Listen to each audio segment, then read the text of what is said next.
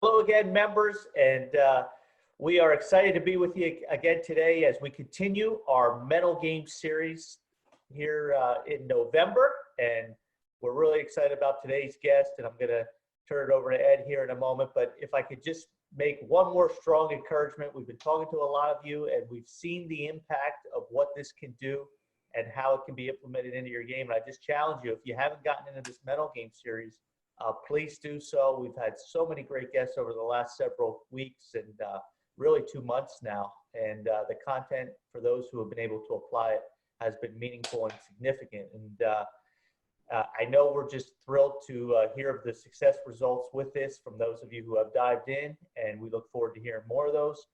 Best of luck to all of you as the season is here. And I know Ed and I are both excited. So with that, I'll turn it over to Ed, and we'll get started today. Hi, Rob. I'm going to introduce our guest, but I want to just tell you this, guys, gals. I've heard from a lot of you. We've had emails, texts, phone calls. And you know, I always ask you the same question. How are you doing with the mental skills series? Some of you, not so much. Others, boy, I can tell. I just kind of encourage you as much as possible. A little discipline, time management, goal setting, dive in. It will be a radical difference maker. Trust me. I'm watching it happen in front of my eyes. And so, look, all the things we've done, 11 years at Court Club, this may be the most impactful thing. So I want you to embrace this. So speaking of embracing, we have today as our guest, Brian Cain, who's a mental skills coach and maybe, if arguably, the best in the world at this stuff.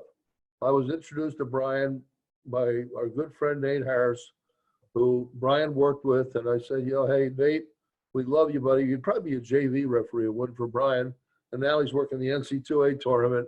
And he's, you talk about somebody who's embraced the material.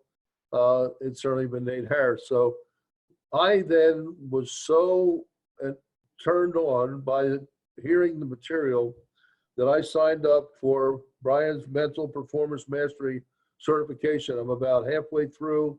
And I am just riveted to the information. And I think sometimes before we get done here, Brian will tell you about this program that he has. It's extremely well done. It's based on the 10 pillars of mental performance. Brian is a disciple of our near and dear, the late Ken Ravizza. And we know how much he's meant to Court Club, and certainly we've replayed his deal. Brian's a former coach, former athletic director, somebody who reached out to Ken Ravizza. Ken mentored him, and now he has Fortune 500 companies, NFL people, Olympic level athletes, NHL, UCF, which is really interesting, MLB folks, so high level athletes. And I know just recently, Brian and I were talking about our travels and the fact that I go to Milwaukee and Marquette University basketball is one of his clients. So we're really honored that Brian Cain would take the time today here in the third week of November, and we're kind of getting to the point where we're getting ready to dive deep into the season, that we can spend some time with, and this is going to be some stuff that's really going to be meaningful, and especially members, if you've been with us since Dr. Carr in September and through the process here with Nate Harris, Ken Ravizza. So Brian Cain, man, Eliza, we're really glad you're here. Thanks so much. And we're going to dive into the stuff. So. Hey, thanks for having me on Court Club, man. I'm fired up to be here. Anytime I can continue to carry on the legacy of Ken Ravizza, especially with an audience of people that have had a chance to work with him in the past, I jump at the chance to do so. So thank you guys for having me. Okay. So now let's talk first about, my son Ed, who was co-founder of this. He comes up with, we need more implementation. We have great material implementation. And we're just talking to you before we started recording here. I was surprised to say we talked about the frustration that we hear sometimes with our members that the material's out there, but they haven't really grasped it. Is there anything we can do to help this situation along and throw up the flags and get people's attention and get them to dive in a little more? Yeah, I think if I was in a room of basketball officials and I asked everybody to stand up and I said, hey, I want you to sit down when we say the number that you believe officiating is from a mental game, right? So if it's 10% mental, take a seat. 20% mental, take a seat. If it's 30% mental, take a seat. Everybody would still be standing. Eventually, when I got to 70% mental, 80% mental, 90% mental, people would sit down. If there was anyone who was still standing at 100%, I would say, hey, wait a minute.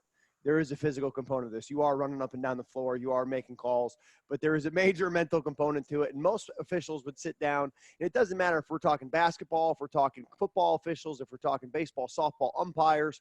I've worked with them all, and they're all going to sit down between that 70 and 90%. So they'd say, okay, officiating in basketball is 70, 90% mental. And then I would say, how often are you working on it? And they look at me like cross-eyed, not knowing, well, I don't really work on it. And I would say the reason why you don't work on it is we don't know how. And the reason why we don't know how is that if you look at most of the training in sports psychology, that's why I'm fired up to be a part of this podcast here with Court Club, because you've had Ken Ravizza, you've had Bob Tewksbury, you've had these legends in the game that have bridged the gap from what to how.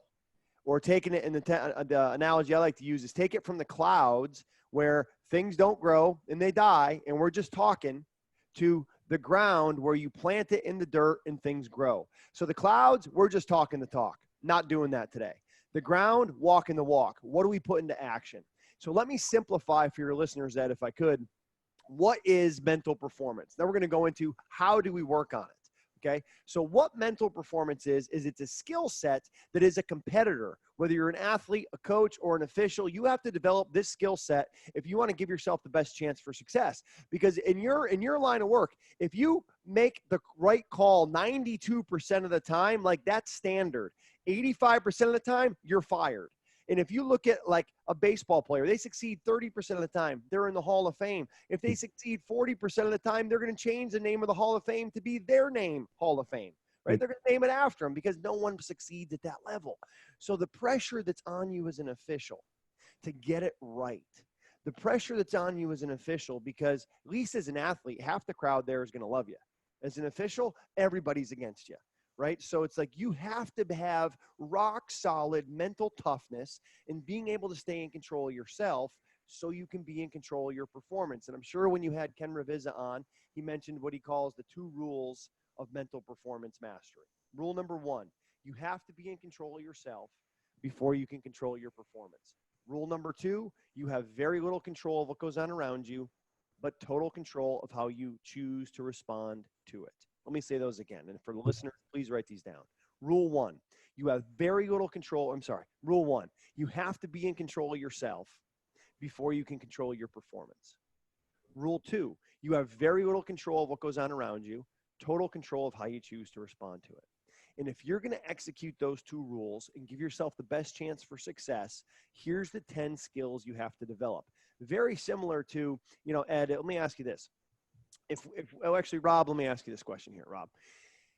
To be an elite basketball official, what are the physical skills that you have to have? If you were to say, give me 3 skills that you have to be an elite basketball official.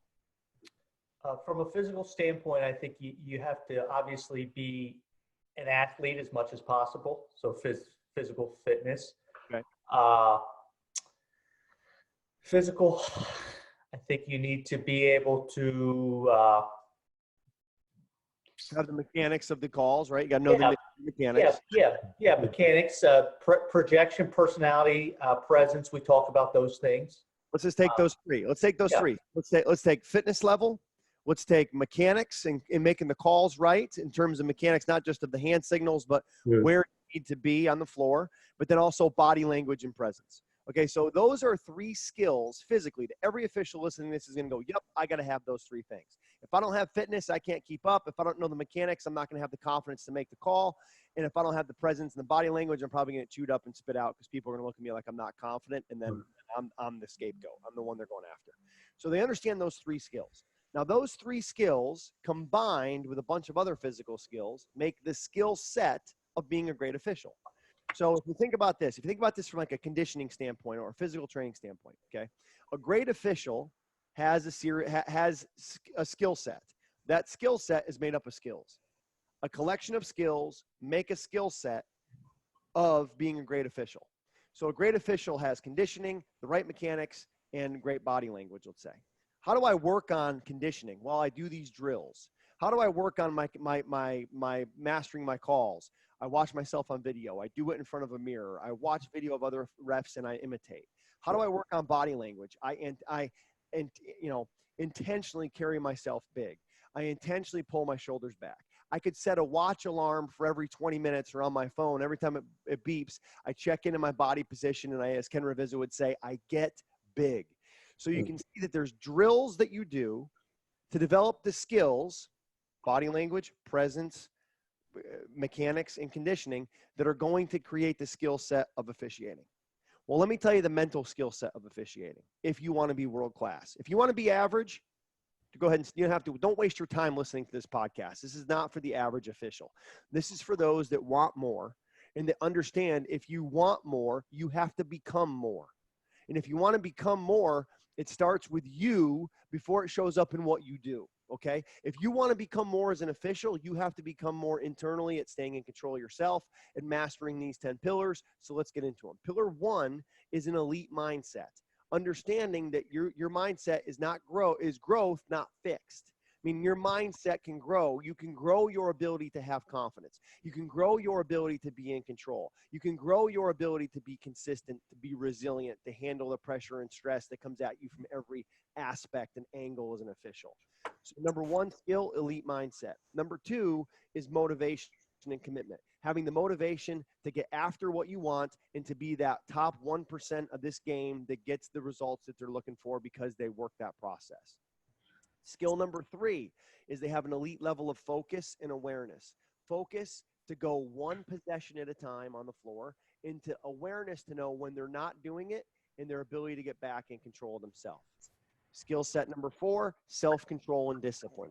They have the self-control mentally, emotionally, and physically to be in control of themselves on the floor, but you're only on the floor for probably 40 minutes a day. So the other 23 hours and 20 minutes outside of being on the floor, you have to be in control of yourself around nutrition, around alcohol, around the decisions that you make with sleep, around conditioning, around what you do and don't do. And that requires self-control and discipline if you're going to be consistent. Pillar 5, keeping the process over the outcome.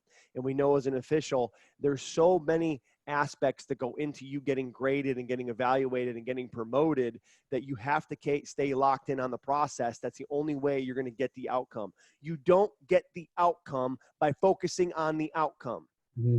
You get pressure and stress. How you get the outcome is by focusing on the process of what do I need to do now to help position myself to be where I want to be as I'm moving forward. And Ed, in the certification I go through when we're talking about process over outcome, the 2 types of goals that you have to have as an official.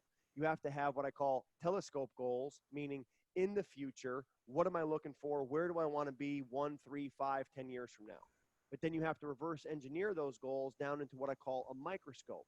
And the microscope goal is what am I doing tangible in the next 24 hours that's going to align with my telescope goal to get me where I want to go. That's the process over the outcome. Pillar 6, meditation and mental imagery. Meditation is the practice of through breathing of how do I stay in control? How do I stay where my feet are? How do I stay present? And then mental imagery is visualizing myself and seeing myself perform before I do. So every official is using mental imagery, worst case scenario of a coach getting in their face or something happening, and they're anticipating that situation. But are they making mental imagery part of their routine? And the officials I work with are going to go through a custom 10-minute mental imagery audio before they leave the hotel or before when they're in the locker room, potentially before they go out to the floor. Usually it's before they leave the hotel because that's their alone time. And they're going through, they're visualizing, replaying their best games that they've officiated, seeing themselves projected into the future of how they want to perform. So that's that confidence enhancing preparation skill of mental imagery. And then we go into number 7, which is routines and habits of excellence in your pregame routine. I'm sure Ken has talked to you about the hourglass of the pregame routine of no matter what I got going on in my life, all the stuff I got going on in my family, my job, everything else, how I funnel in, separate who I am and what I do So leaving, it's like flipping the switch from Clark Kent to Superman, separating as I come into that hourglass.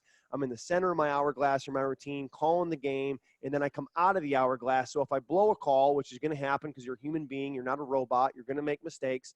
But if you can't let one mistake compound into two, you can't let one bad call compound into two. You can't let one red light scenario in a game compound into a weak slump. You just can't do that in officiating. You have to be able to go play to play, call to call, and separate the two. But that comes down to you having routines and habits to be able to do that. Number 8, time management and organization. And Rob, there's one thing that's the same for every official in the world, man, 24 hours in a day. So if you're looking for a competitive advantage and how you're going to separate yourself from the previous you or from the competition to get those games that you want in the tournament or wherever at the end of the year, it's going to come down to your ability to maximize your time and your organization. If you have 2 officials that are the same and one has elite time management skills and the other does not, the one who has greater time management skills is going to be able to get more done and be more productive over the course of time, and they're going to separate themselves from the competition. Then when you get into pillar 9 and 10, these don't necessarily apply to every official. I think these maybe apply more to the lead official, but it's your ability, number 9, to have great leadership skills. And then pillar number 10 is create the right culture. So, I think if you're looking at organizational leadership or you're looking at being a head official or an assigner, your leadership and your right culture skills are going to become critical. But I want to definitely make sure that our officials listening today understand that those first 8 skills, they have got to master if they're going to give themselves the best chance for success. Because if they don't, they're going to fall short of their potential. If they don't, they're not going to be consistent. If they don't, they're not going to have as much confidence as they need when they're out there officiating. And let's make no bones about it, man. Confidence is a choice, but it's easier to make that choice when you've done the work and you've prepared, not just on the conditioning and not just on your body language and not just on the mechanics of the game, but you've got to work on yourself first and be the best version of you so you can get the best result on the floor. Wow. Okay. So, Rob, I want to ask Brian here about a situation that's been happening and will continue to happen. And I'm looking at the 10 points here and would fit into 2 or 3 things. Okay. So, real life. One of our members has a game and there's a difficult clock situation at the end. They're not focused at the point. It's a game changer. And obviously one team loses, one team wins, and there's a lot of outside noise. There's a lot of pushback, and the loss of the game is put on his shoulders because the clock situation was not addressed correctly. And now he's got to get ready for the next game, the next game, the next game. And typically, Brian, we find that officials, our members talk to us about this all the time. They, I know you talked about this, but this is a specific situation. They have a tendency to carry that to the next, and sometimes it takes 2-3 weeks before they forget what happened, and it's like a burden. It's weight on their shoulders. So, real life. So how do you address that? So I think if the way we would address that, and if you're looking at like take the example that I share with coaches all the time, right? So college basketball coaches under a ton of pressure. I would say to them, keep your nose out of the media, because if you believe it when they're telling you how good you are, you're going to believe it when they're telling you how bad you are. Right. And what I try to get them to do, it's the same thing with officials, is practice what I call neutral behavior, neutral thinking. Never getting negative, never getting really positive, just stay neutral. So you go officiate a Final Four and nail it. Well, your response and post-game evaluation and post-game process should be the same as if you just blew a preseason game. Being consistent game to game, not just with your pre-game routine, but with your post-game routine.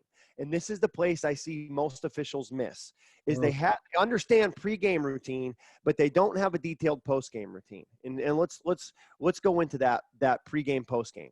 So let's think about a 3-step process pre-game routine. So first thing, when I'm leaving my hotel, I take a shower, I'm getting dressed up, and that starts the process or the hourglass of me flipping the switch from who I am into what I do. Separate the who in the do. Basketball officiating is what you do, not who you are. It's not big enough to be who you are. No job is big enough to be who you are. You wear too many hats. So the first thing, I take the shower, I'm changing my clothes. I'm very intentional about that, as I'm putting on my suit or my uniform per se to leave the hotel, and I drive over to the arena. I get in the arena, I go in the locker room, and now I change into my officiating gear. As I'm changing into my officiating gear, I'm getting more clicked into being ready to go. And then before the game, I might set what I call ABCs. This is one of my favorite mental game strategies. ABCs would be 3 things I'm trying to do that day in elite level. And it might be, breathe, positioning, body language, something like that. 3 mental keys that they say going in. These are the 3 things that if I hit, I feel like I'm going to be in control of myself. And some of those ABCs, those ABCs may be dictated by the environment you're going in. It may be dictated by if it's going to be a close, championship type of game, or it's going to be a blowout. How do you stay locked in both of those situations? You go out to the floor. When they play the national anthem, you have another routine, and that's getting you clicked in, right? Then the game happens at the end. Let's say you missed that call you're talking about. Now we're in this situation. I go in the locker room. What is my post-game routine? If I don't have a clear post-game routine, here's what's going to happen. I'm going to be thinking about that call on the ride home. I'm going to be thinking about it when I'm home with my husband or wife. I'm going to be thinking about it the rest of the week. And the next time I go into a game, I'm going to be saying, don't blow that call. And when I say, don't think about the pink elephant, now you're thinking about a pink elephant. If I think, don't blow that call, don't make that same mistake, I'm bringing attention to what I don't want, which is the mistake. So here's your ideal post-game routine to help you process and flush whatever the game happens. Because again, whether you were just the greatest official in the world and made the best calls, or you were the worst, it doesn't matter. All that matters is the next game. So as we're coming out of that routine, here's the process I use with officials I work with. 1, when you get back to the locker room, before you take off the stripes, you have to process what happened, good and bad. So I encourage them to take out a journal, the same journal that at the end of that hourglass where they funneled in, where they wrote down their ABCs, and then they go into the game. As they're coming out of that hourglass, they'd write down, well, better, how. Here's what I did well today. Here's what I got to do better moving forward. Here's how I'm going to do it. And just writing down your well, better, how is your reflection on the game. And the officials I work with, they literally write it down, screenshot it, send it to me, and then we have a conversation about it. At the end of the week, we break down their games and however many they officiated. So they go through their well, better, how. Then when they get in the shower at the arena, or if they drive back to the hotel and shower there, when you're showering, you're washing off the sweat, you're washing off the calls, you're washing off the adversity that came your way. And that showering process is literally a step in your post-game routine to allow you to wash off the game. Then when you leave the arena and you get in your car and you put your bag in the car, wherever it is, you're kind of flushing and letting that game go. And then at some point you go into a deeper analysis where you come back into an hourglass. Okay, I take my laptop out. I got my game footage. I got my journal. I'm watching the game and I'm looking at and I'm evaluating specific things. Because if you go in to watch video and you're not looking for specific things, you're going to be all over the place and you're just going to create more stress and anxiety instead of looking at it going, okay, today I'm watching body language, I'm watching positioning, I'm watching my mechanics and my call. Those are the 3 things I'm going after. Essentially watching for my ABCs, right? Yeah. I'm taking notes and I'm journaling and I'm reflecting. And that reflection process allows you to then say, okay, that game is done. I've gone through my post-game routine. I've gone through my reflection process. Wrap it up. It's done. Put it in the shelf as a game that's finished. But if I don't have that reflection process, I'm holding on to it. And the other thing that officials have to understand is that be present, not perfect. You're never going to get it perfect. There's probably, and you guys are 2 of the top officials ever in this game. Did you ever have a game where you were 100% on point with positioning, body language, mechanics, voice? Probably never 100, right? The key is, not to necessarily raise the roof and get it 100%. Like, just don't be 85. Raise the basement, right? When you sink and you don't have your best game, make your worst game better than it's ever been, right? Because we don't rise to the occasion, we sink to our training. So that pre-game process allows you to get prepared for the game, but the post-game process allows you to analyze and reflect and learn and get prepared for the next one. And when people don't have a post-game process, what happens is they let one game leak into the next, leak into the next, leak into the next. Now you're an average official who doesn't get promoted because you can't let one bad call or one bad game live in that one bad call or one bad game. It becomes 2-3, and you don't have time to let it become 2-3. You have to be what I call the one game warrior, the one possession warrior, where you're moving on next play, next play, next play.